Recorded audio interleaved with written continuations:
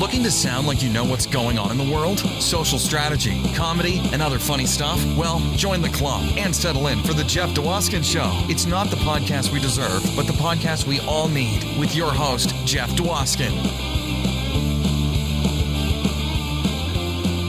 All right, Frank, thank you so much for that amazing introduction. I can't thank you enough. Episode 21 is just off to the best start ever. The other one started great, but this one, it feels different. It's amazing. It's amazing. There's something in the air. Can you feel it? I'm Jeff Dwoskin. I hope you can feel it. This is episode 21. And 21, we got something special for you, because now we can drink. And now that we can drink, we brought on Bobby Collins, famous comedian, to chat with us and have a good time and spend our 21 with us. Why not? And now that we're all grown up, I want to do a shout out to Realm of the Myths and We Be Geeks, the podcast collective, both now syndicating the Jeff Dwoskin Show. Check them out. Very cool. And they've got a ton of great podcasts that they feature. So definitely head on over to Realm of the Myths and We Be Geeks Podcast Collective. I do appreciate everyone who listens, every single person. I hope you've subscribed and liked and tell your friends all about the Jeff Dwoskin Show. That's how we grow. I've been busy hanging out on some other podcasts. Want you to check them out. Sal and Bob Show, Too Many Podcasts, Snowman in the Morning, the Pod Guys Podcast, Stuck in My Mind, Adventures of Albino Radio, Screaming Chow Show, True Fiction, Three Geeks. They were all kind enough to have me on their show, and I was talking comedy and trends on Twitter and all that kind of good stuff. So check them out. I'll repost my interviews once they're live from those channels, and you can subscribe to them as well. Podcasting's amazing, and I hope you're enjoying this podcast world we're all a part of. Now, here's the crazy thing. I'm on Amazon Music now. All you have to do is say, "Hey, Alexa, play the Jeff Dwoskin Show." Oh, I am playing the Jeff Dwoskin Show, the most recent episode, blah, blah, blah, blah, blah. That is the worst Alexa impression you'll ever hear, but it works just like that. It's so cool. I was really excited, and I'm telling everyone about it, starting with you guys. Also, follow us on Twitter at Jeff Dwoskin Show. You can find us anywhere for podcasts. It's great stuff. Thanks, everyone, for your constant support. And speaking of constant support, please support our sponsor this week, Chip Clips. Chip Clips, not just for chips anymore. Now conveniently in 45 quantity packages, you no longer have to choose between keeping that bag of chips fresh and proudly hanging that drawing of the sea that your child drew and didn't accurately even put the sun in the right place or the right color on your refrigerator. Now you can do both. Keep everyone happy with Chip Clips. All right, yeah, definitely check out Chip Clips. They're great for a lot of things. You can use them as a scrunchie in a pinch, all that kind of stuff. So definitely do that. Check them out. That's how we keep the lights on. So definitely support our sponsor. Tell them the Jeff Dwoskin Show sent you. And now it's time for a social media /phone tip. All right, this is the ever important part of the show where I share something that I find interesting about my phone or social media. Last week, I was raving over the back tap. Love the back tap, still love the back tap. But I forgot that there was one other really cool thing that I love in the new iOS, is that if you have a message thread that you're constantly using, you can hold on it and pin it to the top so that the ones you always use are always at the top. It's the greatest thing ever. Second to the back tap. Back tap, pin message, win the lottery. That's the main order. You can't win the lottery with your phone, though. But that would be the third thing if it was a feature. So definitely enjoy those things. And now get ready to enjoy my conversation with Bobby Collins. All right, ladies and gentlemen, you may have seen him on Letterman. You may have seen him on The Tonight Show. He was the host of Stand Up Spotlight. He's toured with Frank Sinatra, Cher, Dolly Parton, Chris Rock, Ray Morano. Ladies and gentlemen, put your hands together for my guest, Bobby Collins. Yeah! Listen to you. We're in the middle of a Jumanji, and you're over here giving me an intro. I wrote a special for you. I'm like, I'm going to write it just like as if we were working together. Where are you located? Michigan, Detroit. Oh, nice. I like Detroit. I like that. I started going there years ago. The Comedy Castle. Yep. The Comedy Castle. We worked together. You were my very first person I ever worked with. Like that was a big shot, I guess. And like it was in 2002 at Forgotten Harvest Comedy Night. You were the headliner, and I was just a little nobody that happened to be on the board of Forgotten Harvest, and they let me do 5 or something minutes up front. They put my name on the flyer, just my name, not my photo. Your photo was on the flyer, but like it was such a big deal for me. That was nice. Yeah. I remember those days with me. Same thing. You go, because growth means change. You'll change, you'll grow, then you'll see your picture on everything. Exactly. I remember after the show, you went out there and you're like, your hands up and you're waving to everyone and you're smiling. And we came out there with you and you look at me, you're smiling at them and you got the big grin and you turn to me and you go, here's some advice for you. Always get the check. Always get smiling and waving and always get the check. Go business. It's a business. It's a business. Gotta get paid. Gotta get paid. So that was I carried that with me forever. Thank you. Listen to you. So Bobby Collins, you're one of the biggest names in comedy. So, right? I mean, so how's this pandemic treating you? I know you're hilarious on Twitter. You're very pro mask, pro social distancing, and you're doing it in such a fun and clever way. We're sharing the planet with a lot of different types of people, and we got to start thinning out the herd.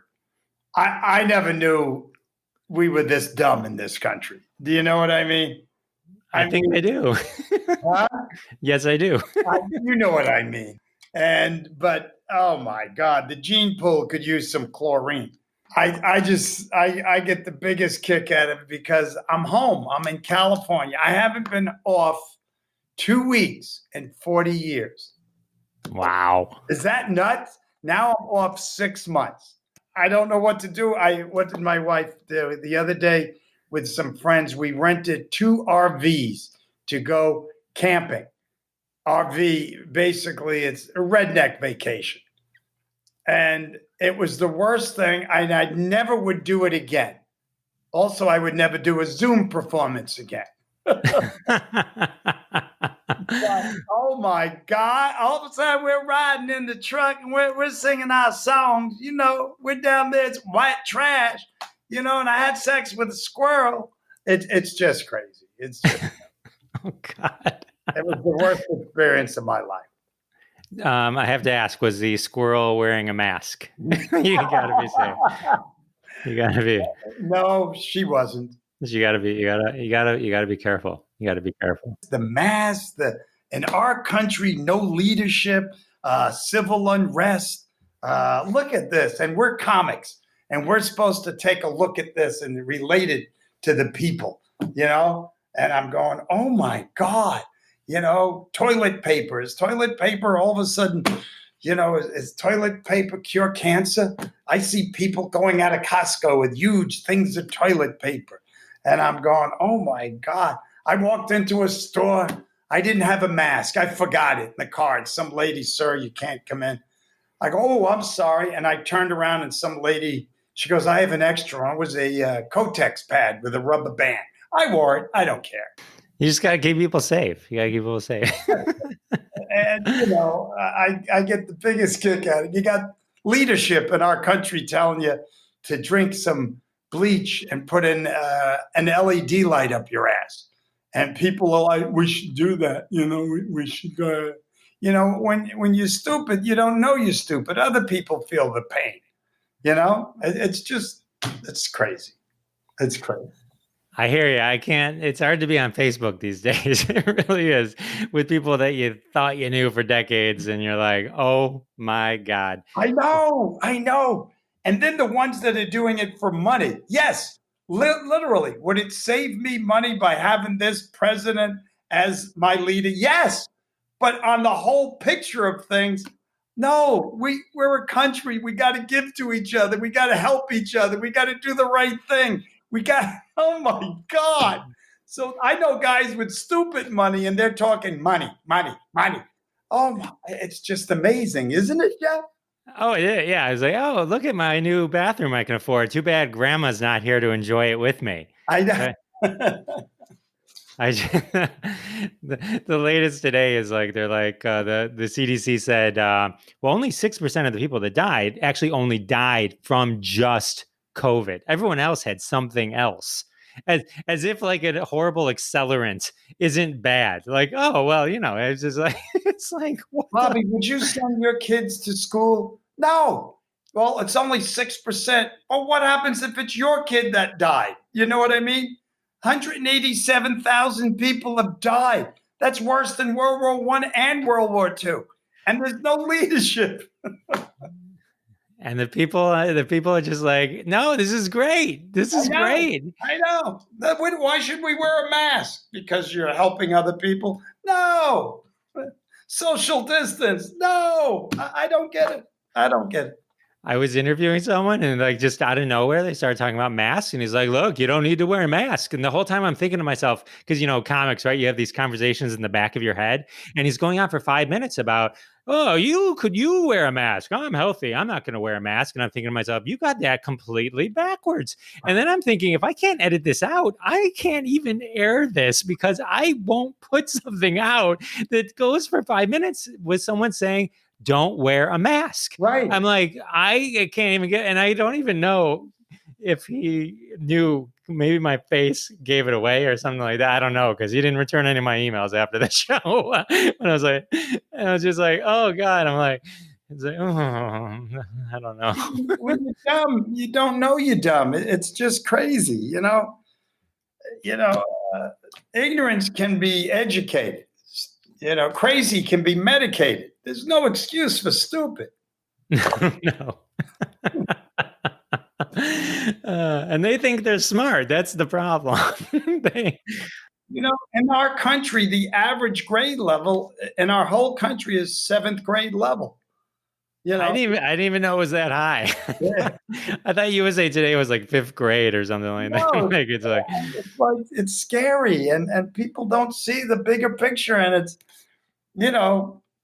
I'm from New York. This president got 2% of the vote, so I get a kick out of that.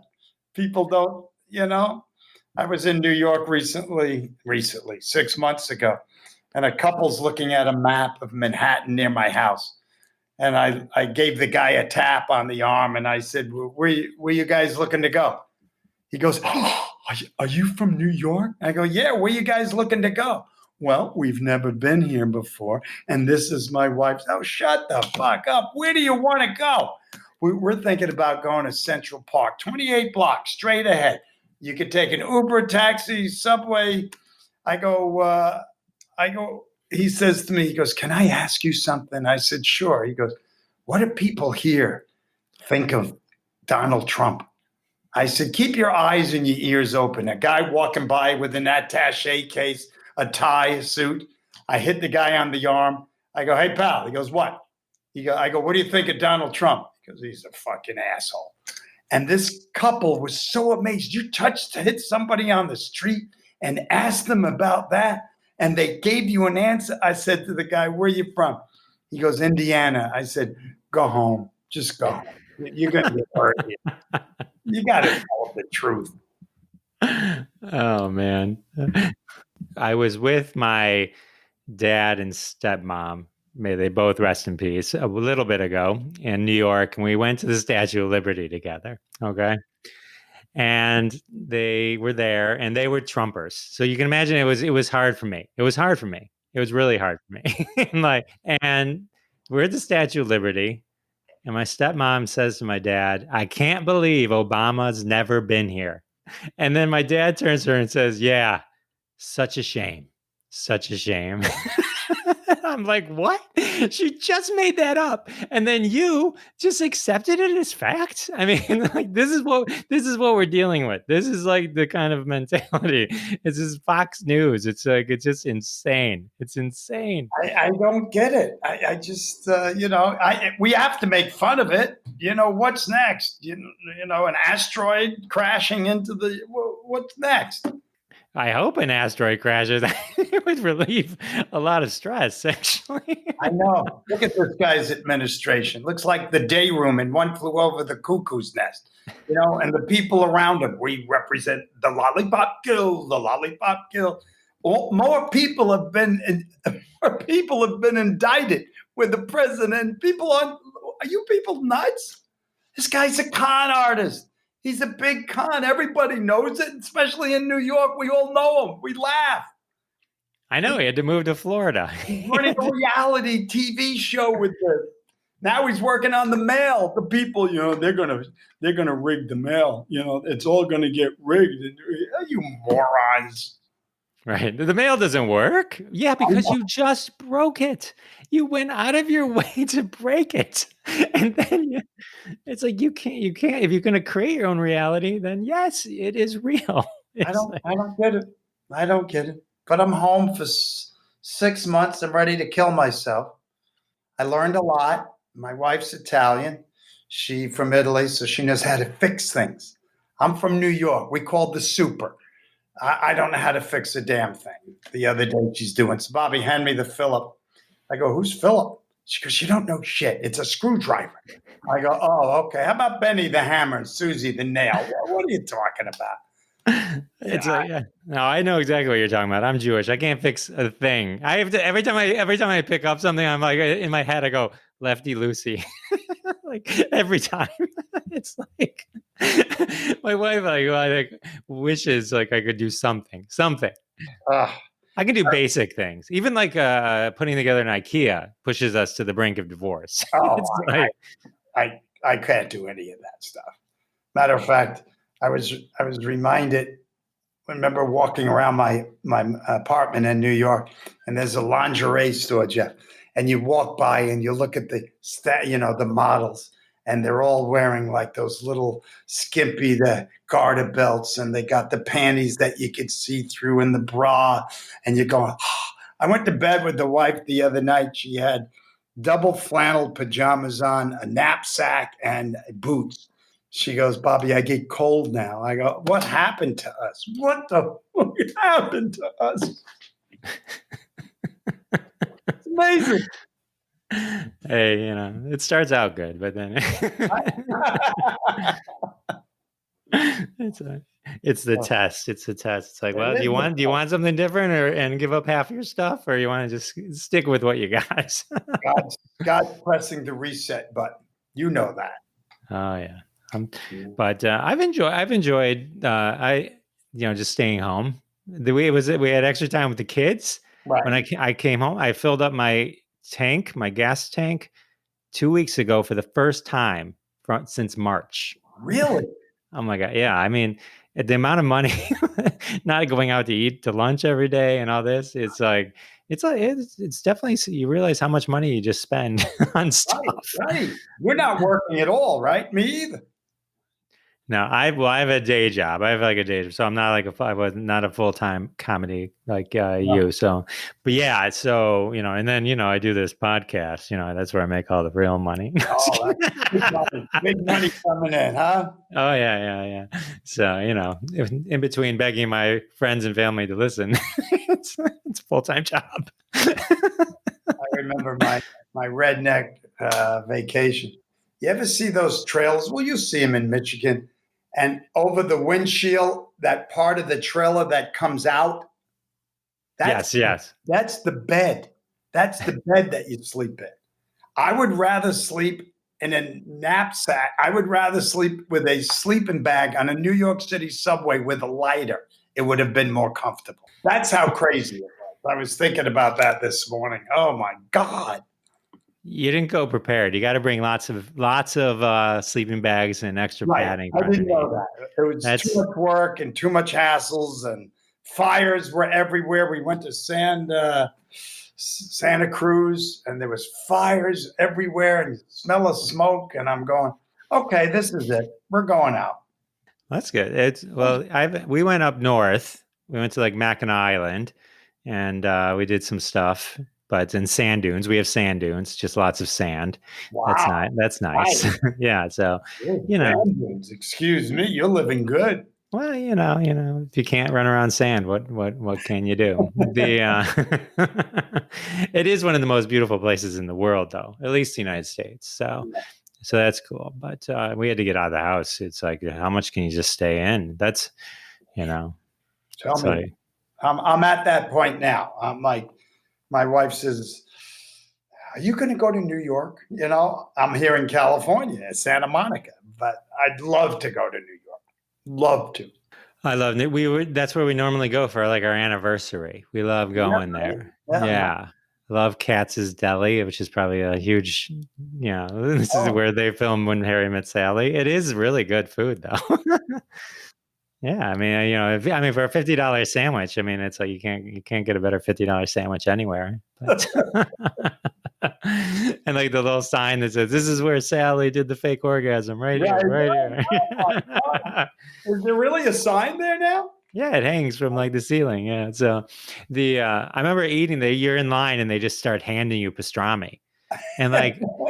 I had never had pastrami, like good pastrami, apparently, because I didn't even realize pastrami was corned beef, which is weird, right? Because I've only had the shitty stuff on the trays, and it was just like I was like, "What? This is like amazing! Like this is the same thing as corned beef? Oh yeah, it's just whatever, cooked different." I'm like, I never knew this. How did I not know this? I mean, I grew up on deli, right? I mean, it's like Jewish, you eat lox and deli. I mean, that's pretty much it, right? I mean, and brisket. Last year, I went to Israel. I was invited to Israel to do 8 theaters.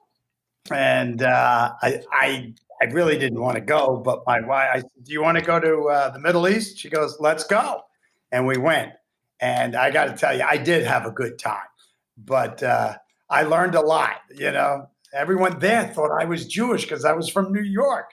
Baruch atah Adonai Eloheinu melech haolam, page 222, and Eloheinu, And boy, that Tel Aviv was amazing to me. Amazing. Have you ever been there? I've been to Israel a few times. Yeah, I could see you could definitely pass you up as a Jew if you like. You got the New York. They would just make that itself. Nah. It was Jerusalem and Tel Aviv are different vibes. Tel Aviv is like New York. It's just it's a city.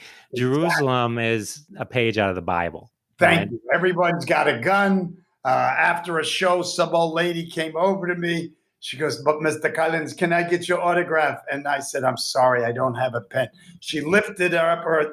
She had a gun. A gun. I go, how old are you? 76. She had a gun. Was she in the army? Was she in there? Everyone there is in the army. Everybody's got a gun. But but did you ever feel any safer anywhere else? Like that's how I always felt. Like as much as like everything is like crazy and everyone thinks with the army and everything there, it's like I never felt safer. Right. You know what I mean? So it's it's a good place. It's a fascinating place for any religion. It really was. It really was. We loved it. I'd go back to Tel Aviv. There was too much anger and people. Everyone's with guns. The Jews hate the Palestinians. Palestinians hate the Jews. The Muslims hate I'm like, oh my God. Yeah, there's a little strife there. Yeah, they got a little thing. They have some issues they're working out. But but aside from that, so the big question is, if you're in Israel, did you go shawarma or falafel? Which is falafel. Falafel, okay. Yeah, shawarma. I had that in Vietnam on my leg, and I don't know what shawarma is. Shawarma, it's chicken. It's one or the other. I was a falafel guy, and then I switched to shawarma later in life. That means your wife's not Jewish. No, she she is. She's very Jewish. What was the Fridays called that they don't go out? What is it? Sabbath. No, they call it Shabbat. Did you go to the Wall? Did you do like any of the tours? Oh, we did it all. We did it all. They supplied us with a a guide, a government guide, and they took us around, and a lot of it was boring, and you could have made things up. Again, I'm from New York. This is where Jesus. This is where they nailed him on the cross. It could have been in your backyard. They just made right there. Oh, really? Lines of people. Men are up here, women are down here. I remember them saying to me the first night, the first theater I did, they said to me, the two rabbis, Mr. Collins, please, no reference to a woman's menstrual cycle. Please do not talk about this and that and da. And after 20 minutes, I looked at them. I says, I come from that old adage, you buy the painting, you don't tell the artist how to draw. So I went up there that first night and I looked at the audience. They applauded. I went, how the fuck are you? Because they didn't want me swearing or anything. And I saw them in the front row. They were like, oh, this fucking guy. And then after that show, they go, do whatever you want. They all like you. Do whatever you I said, thank you. Was it an Orthodox crew that you were doing that for? I think so. I think they were, But, I didn't get involved in that. I'm a comic. We have fun. We have no wall. We talk. Right. There's nothing worse than when you're going on stage, like, hey, tone it down a bit. Or be more, I was going on stage when they're like, be more peppy. Like, thanks. That doesn't fuck with my head right as I'm walking on stage. I appreciate that so much. So much. Thank you. I hear comics ask me, they say to me, Bobby, do you ever talk politics? I'm a comic. Of course I do. There's no rules. There's no rules for what we do. That's what we do. That's what we do. Yeah. And then did you see they broke Jim Gaff again? I know. I heard. Jim. Where's he from the Midwest? Where's he from? I'm not sure, but he's just but they definitely broke him. I heard about that. People told me.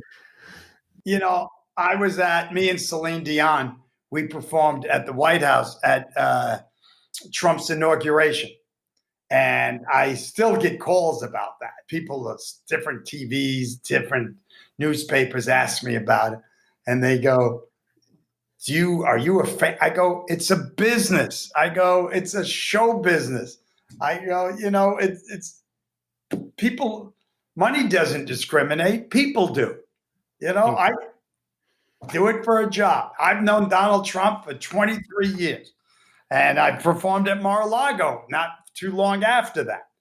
And I remember him asking me after the show, my wife, Bobby, don't do any of your political stuff. That's the president. I go, honey, stop it. I walk out on the stage. I go, ladies and gentlemen, our new president is here. And they went nuts. And I looked at them and I went, I guess orange is the new black. Oh. And then after the show, he came over. He goes, Bobby, good show.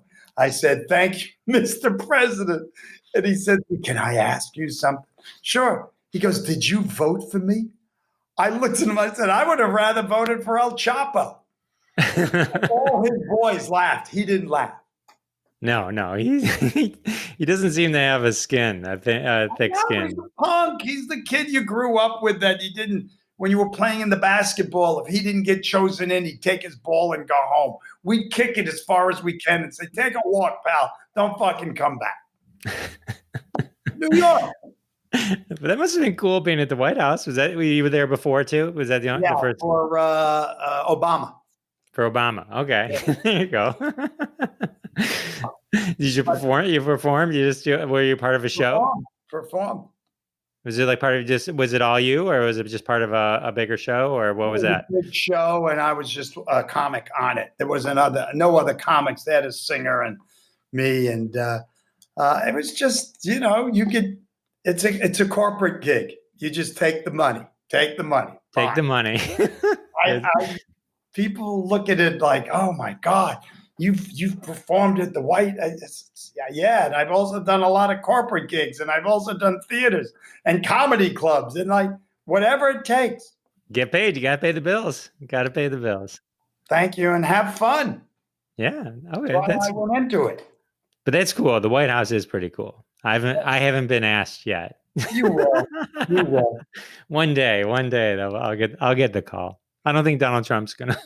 If he hasn't blocked me on Twitter, Oh my God. It's funny because here in Santa Monica, they had remember they had those demonstrations and looting. And you would think after 5 days of seeing it on television that the local Santa Monica police, they're not that high up on Brain Mountain out here. It's California. They're the white privileged. Ugh.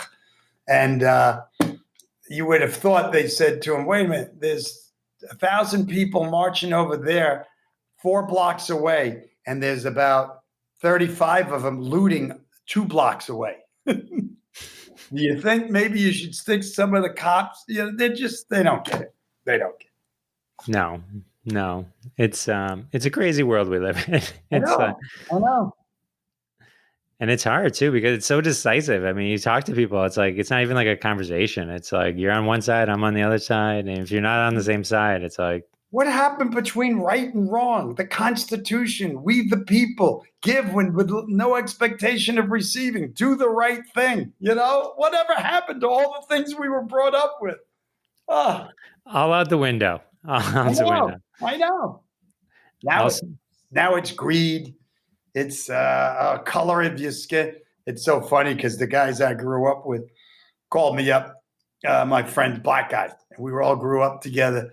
And we were laughing because we knew the cops treated us like shit. The cops used to beat the hell out of us, you know? And these were all the cops, were all the guys that were in high school that didn't fit in. They weren't popular. They were out, you know, they all became, those are the guys that became the cops. Now they got a uniform and a gun. And you look at those people. Somebody asked me the other night, Bob, what percentage, do you think 90% of the cops that are police are racist? I go, no, I'd say about 75%.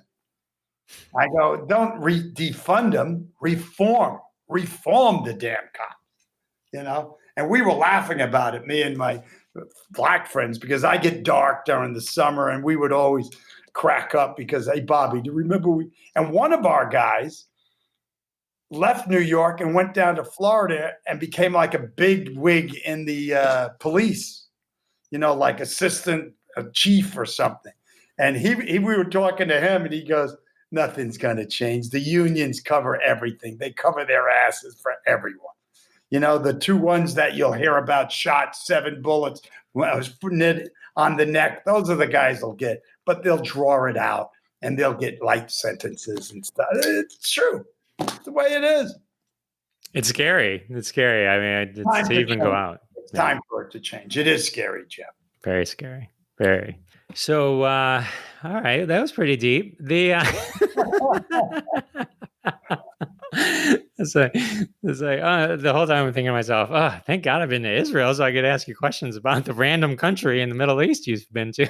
Right. No, I've been to a lot of different countries. I know. I know, but Bangladesh, I remember a guy there. Guy that has like the Tonight Show. He's got a show like the Tonight Show. He's a comic and he's trying to get known over here. And he met me and he said, would you ever consider coming to Bangladesh? And I said, I don't even know where it is on a map. But I went and had a ball. I've yet to be getting these invitations, but hopefully soon. I'm hoping this podcast right here is just going to elevate me. It will. Jeff, yeah, we heard you on the Jeff Dwoskin show. We want.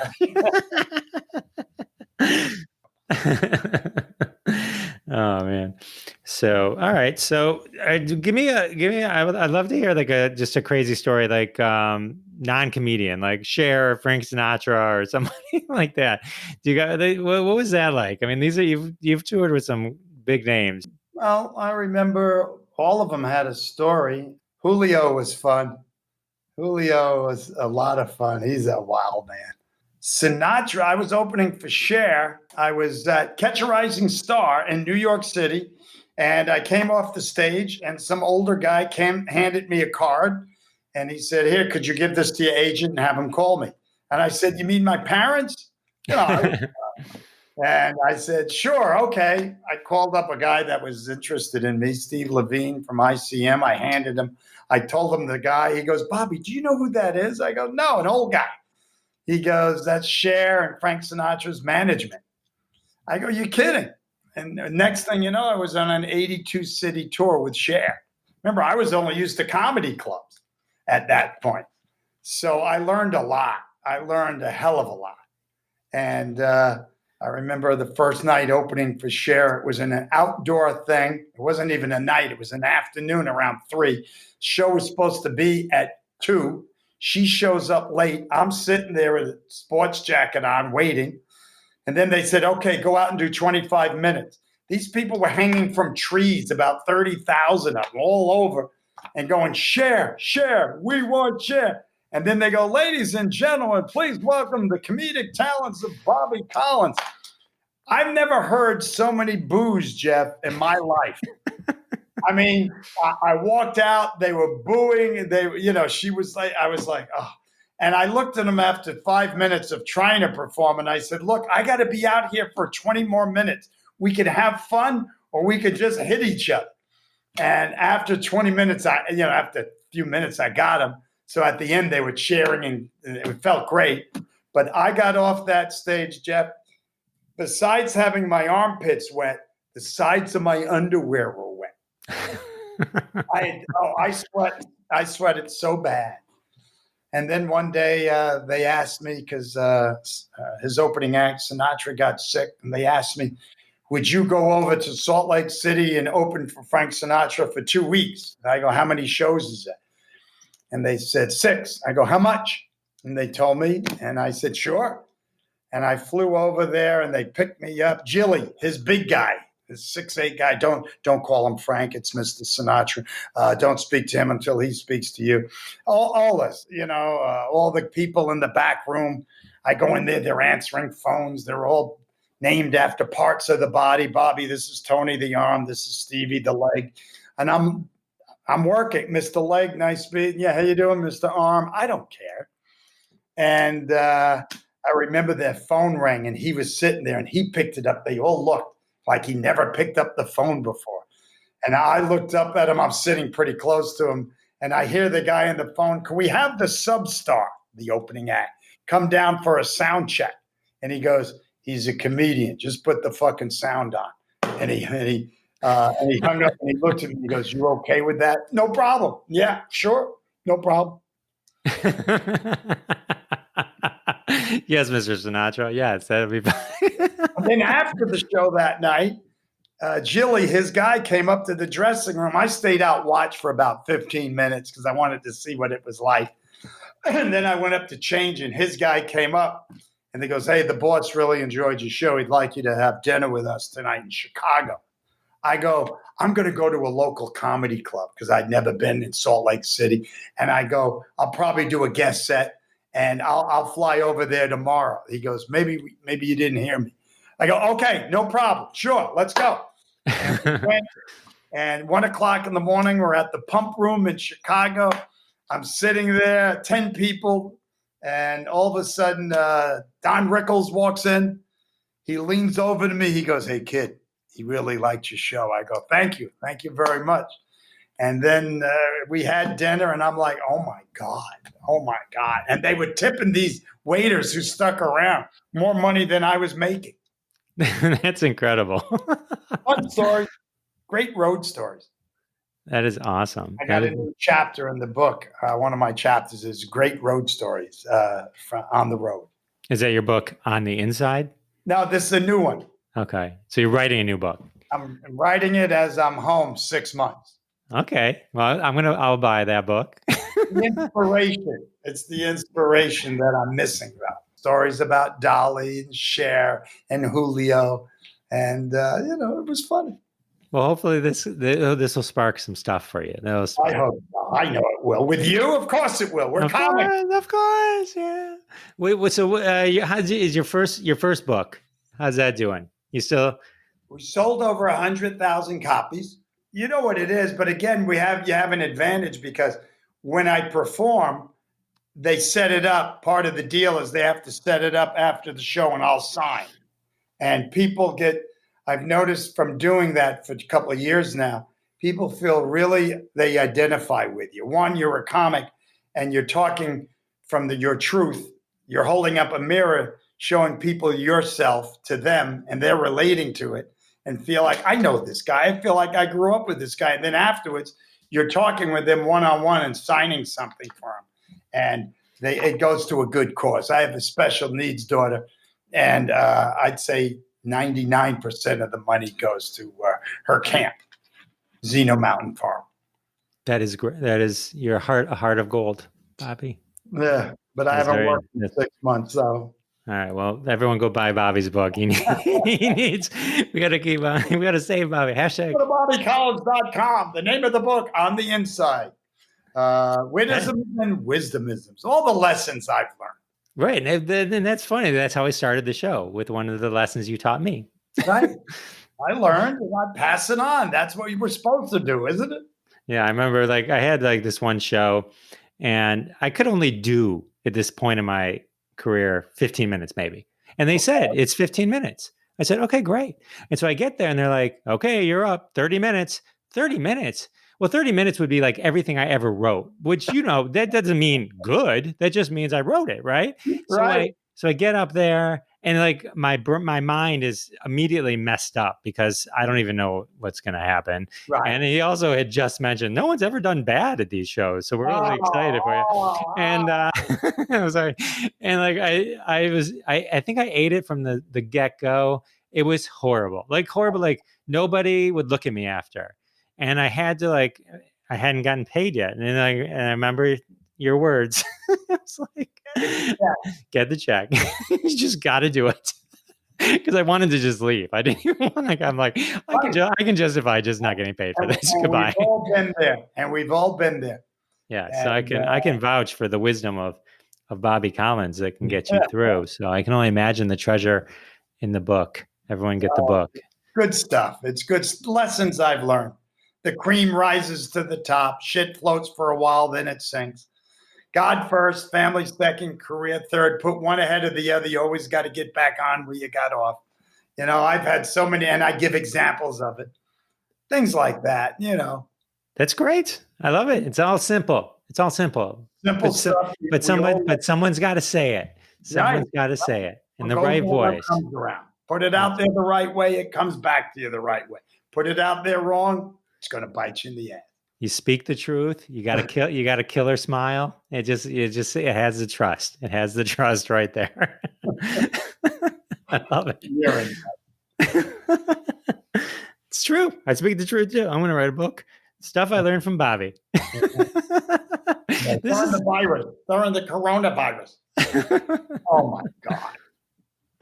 Oh man, that is funny. So, how long did you host Stand Up Spotlight? Because I think that's how I remember you from way back. 2 years. Matter of fact, Rosie had it, and remember Rosie had it. Yeah, Rosie O'Donnell. And she went on to do some movies. Remember A League of Her Own? Yep. With Madonna and Gina Davis. Yeah. And one day I was watching television not long after that, and she was on some show, and somebody said to her, "What are you going to do with the show that you're on with all the flashlights? VH1 Stand-Up Spotlight." She goes, and unbeknownst to me, she goes, "Oh, it's going over to Bobby Collins." And I was like, no one ever spoke to me. Then my phone started ringing, and one of the guys from VH1, I go, "I guess the cat's out of the bag. Let's start negotiations." It's a business. Yeah.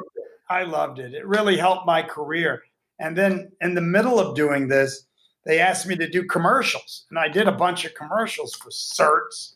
And then they called me when I did about 4 or 5 commercials from Certs. And they said, "Do you mind if we say Certs presents comedian Bobby Collins?" I said, "I'd pay you to do that." It established you. Do you know? Yeah, no, I remember it. I have a vision in my head of Bobby Collins, Rosie O'Donnell. As a result of that, performers want you to open for them. And my attitude was, I'd rather have you open for me. I just want to have fun. I don't, you're the opening act for this one. Okay, it's a business. Just keep it coming. Keep it coming. Yeah. And I worked hard, and I like different situations I was placed in. And I was like, okay, this is wild. This is nice. I still love my basic theaters. I love theaters. I like working for theater. Can't beat a theater, Bobby. Can't beat a theater. Hey, Bobby, you on the road again. On the road again. So, do you like living in LA versus New York? When I lived in New York and I went out to Long Island to have fun or go visit or stay out there, that was like going to the country. So California to me is like going to the country. But the people here, my wife loves California. I'm not that big on it. They're not that bright. When I was in New York, if anyone drove bad, we always assumed they were Jersey drivers. Out here, California drivers are the worst drivers on the planet. They don't get it. They have car chases all the time. Do you have car chases in Michigan? Not that I'm aware of, no. Yeah. A friend of mine was in from New York. We're watching television, and all of a sudden they break into a car chase. 10 cop cars chasing one guy going 90, 100 miles an hour down the highway. And my friend said to me, Bobby, what's this? I said, watch. It's on every channel. He goes, why do they do this? I go, they have nothing else to do. He goes, when do they kill them? I go, they don't. They just follow them. Every once in a while, they bump them. New York, 2 blocks. Got the right to remain silent. It's a very different world out here. Very racist. Here it's very Mexican. I grew up with Puerto Ricans, blacks, Arabs. We grew up together on the subways. We all looked out for each other. We all went to school together. Here, they're very racist. It's not a nice thing to see. For me, I don't like seeing that. So this whole Black Lives Matter and all this coming back, it's about time. I kind of like it for these white privileged communities to open up and take a look. So, we'll see where it ends up. It's a crazy world we live in. We gotta take care of each other. Oh man, this is fun. Well, I can't thank you enough for hanging with me and doing my podcast. This is No problem. It was fun. Yeah, you're a good guy. You're a funny man. You're a funny man. This was great. I know. I really appreciate it. And everyone should go to bobbycollins.com.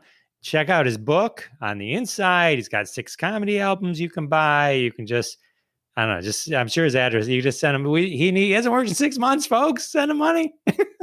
But buy his book. You'll like it. You'll like it. You'll like all this stuff. Yeah, anyway, thanks for having me, my friend. Well, thank you for being here. I can't thank you enough. It's an honor to have you on my show. All right. How fun was that? Bobby's amazing. Check out his book. Those stories were incredible. I just can't wait for his new book. And if he comes to your town once the pandemic clears up and comedy clubs are open again, definitely make time to see Bobby Collins live. It's worth every second of your time. All right, let's jump to the trending hashtag featured from Hashtag Roundup this week. From Blondie's Brain, a weekly game, we have hashtag was a camping fail. That's an homage to Bobby's RV experiences. All the tweets I'm going to read are going to be retweeted at Jeff Dwoskin Show on Twitter. Will also be in the show notes, so follow those funny tweeters. And also follow Hashtag Roundup at Hashtag Roundup and get in on the games, and you can be featured on a future episode of the Jeff Dwoskin Show. Okay, here we go. Hashtag was a camping fail. Using mosquito attractant. Total fail. And it's an easy mistake because it's right next to the repellent whenever you're at the Home Depot or drugstore. So you got to be careful. Don't grab the attractant. Here's another hashtag was a camping fail. Going camping at Camp Crystal Lake. Yes, be careful, especially if that counselor, Jason. I don't think he wants to play hockey with you. Another camping fail. Peeing on poison oak. Yes. Don't pee on the poison oak. Another one, hashtag was a camping fail. Free Wi-Fi provided by the forest. They always have the worst Wi-Fi. Even that's why they give you the password. They give you the password, but the Wi-Fi in the forest is always the worst. Going camping in hurricane season, camping fail. Say goodbye to that tent. Beans. Definitely the canned beans was a hashtag camping fail. Yes, definitely. Don't get into that. Then you got a whole Blazing Saddles thing going on. Expecting the poisonous stuff to tell you it's poisonous. It doesn't tell you it's poisonous till after, even if you pee on it first. All right.